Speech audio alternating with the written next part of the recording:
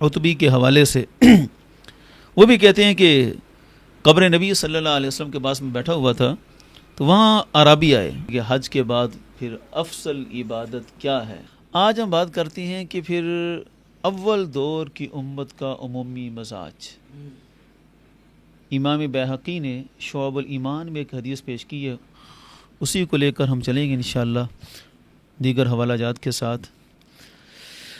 شعب الایمان امام بیہقی علیہ رحمہ اولین دور کے محدثین میں سے ہیں، اور جن کے ہاں سمجھیں کہ سند ہوتی تھی، اور یہ ان کی جو کتب ہیں وہ بھی حدیث کی کتب میں مصادر کی حیثیت رکھتی ہیں، بیسک سورسز جنہیں کہا جاتا ہے حدیث کی کتب میں. تو انہوں نے ایک حدیث پیش کی شعب الایمان میں، وہ تفصیل کے ساتھ موجود ہے. ایک عرابی نے حج کیا. یہ جو عرب کے عام سادہ لوگ ہوتے تھے، اب ہم بات لے کر آئیں گے عام مسلمانوں کا. عام مسلمانوں کا مزاج کیا تھا. حج کا بھی آج کل سیزن ختم ہو چکا ہے، اور سمجھیں کہ حج کے بعد پھر افضل عبادت کیا ہے. سمجھیں کہ یہ بھی حج کے بعد جو افضل عبادت تھی اسی کی طرف پھر انہوں نے رخ کیا، حج کیا، اور پھر مدینہ شریف حاصل ہوئے سید عالم صلی اللہ علیہ وسلم کی بارگاہ اقدس میں.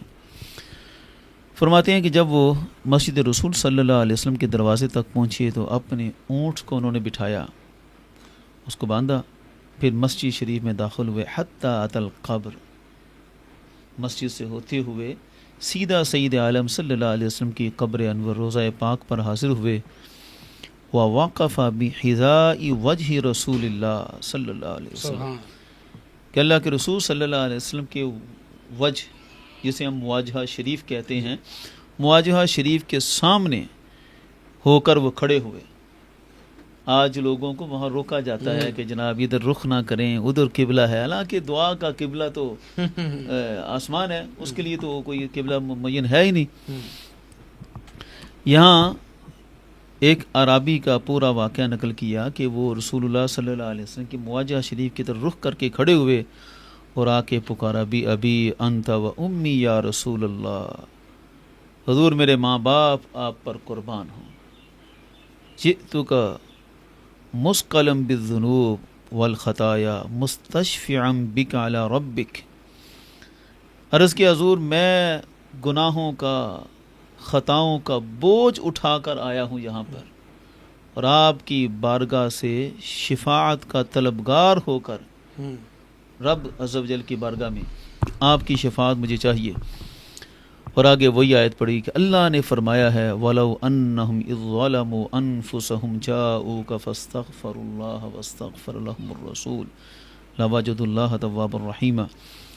اعلیٰ حضرت کی زبان میں بیان کریں تو مجرم بلائے آئے ہیں، جاؤ کہ ہے گواہ، پھر رد ہو کب یہ شان کریموں کے در کی ہے. اسی آیت کے مفہوم کے ترجمان کی اعلیٰ حضرت نے کہ اللہ کا ہمیں حکم ہے کہ اپنی جانوں پر ظلم کرو تو میرے محبوب کی بارگاہ میں حاضر ہو جاؤ، محبوب شفاعت کریں گے تو رب کو بھی تم تواب اور رحیم پاؤ گے. لوگوں کی طرف متوجہ ہو کر یہ شعر پڑھا سید عالم صلی اللہ علیہ وسلم کی تربت اقدس کے بارے میں. یہ شعر بڑا کمال کا ہے، اور اسی میں ہماری ترجمانی ہے اور ہماری فتح ہے. یہ شعر یا خیر من دفنت بالقاء اعظمہ، کہ وہ مقدس ترین ہستی، خیر من دفنت، کہ جن کو بھی زمین میں دفن کیا گیا ان میں سب سے مقدس ترین ہستی، بہترین آپ ہی ہیں جن کے وجود کو زمین کے سپرد کیا گیا. فطاب من طیبہن القاء والاکم، کہ حضور صلی اللہ علیہ وسلم کی برکت سے اس زمین کے ٹیلے اور چٹانیں یہ بھی خوشبودار ہو گئیں. یعنی ان کا تخیل دیکھیں، ایک ہے کہ جس زمین میں وجود مبارک ہے وہ خوشبودار ہوئی، لیکن تخیل یہ ہے کہ حضور صلی اللہ علیہ وسلم کے آنے کی برکت سے یہ دور دور تک پہاڑ، ہر چیز ہی خوشبودار ہے. اب خوشبو ہے لیکن آئے گی اسے ہی جس کے نصیب ہوں گے.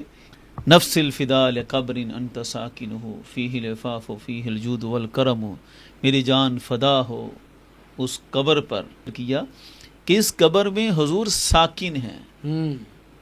یہ بڑا ادب کا جملہ ہے، یہ نہیں کہ قبر میں مر کے مٹی مل گئی جس طرح ساکن کا لفظ استعمال کیا کہ حضور آج بھی یہاں پر ایک ساکن کی حیثیت سے ہیں، جس طرح ایک مکان پہ بندہ ساکن ہوتا ہے، تو سید عالم صلی اللہ علیہ وسلم قبر مبارک میں ایک ساکن کی حیثیت سے ہیں۔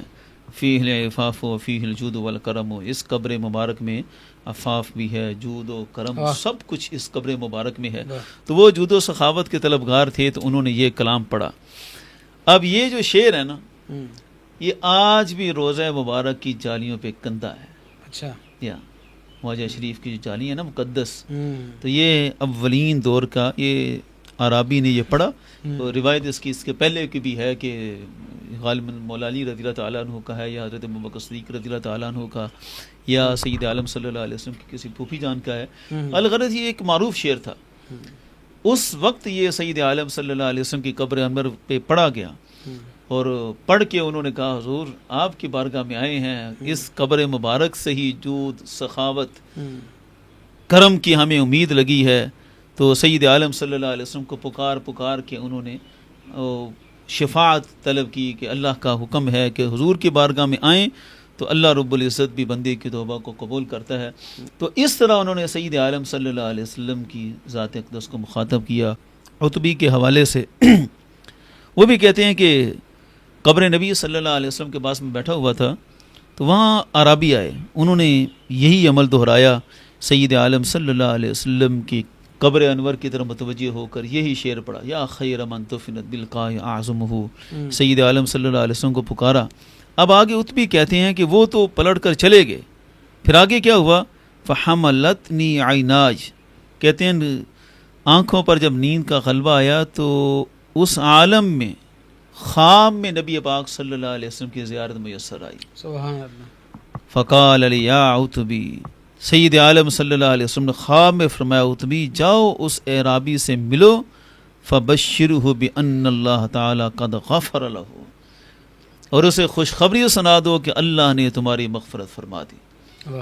اب یہ امام نووی علیہ رحمہ محدثین بالکل اس کی چیز کو بیان کر رہے ہیں کہ حضرت عتبی نے جو کچھ بیان کیا کہ ایک عرابی آئے، سادہ بندہ آیا، اور اس طرح سید عالم صلی اللہ علیہ وسلم کی قبر انور پر آ کر اس نے سید عالم صلی اللہ علیہ وسلم کو پکارا، شفاعت کو طلب کیا، تو اللہ رب العزت کی طرف سے اتنا کرم ہوا کہ سید عالم صلی اللہ علیہ وسلم کی زیارت میسر آئی، اور یہ سارا معاملہ اس کی مغفرت کا ہوا۔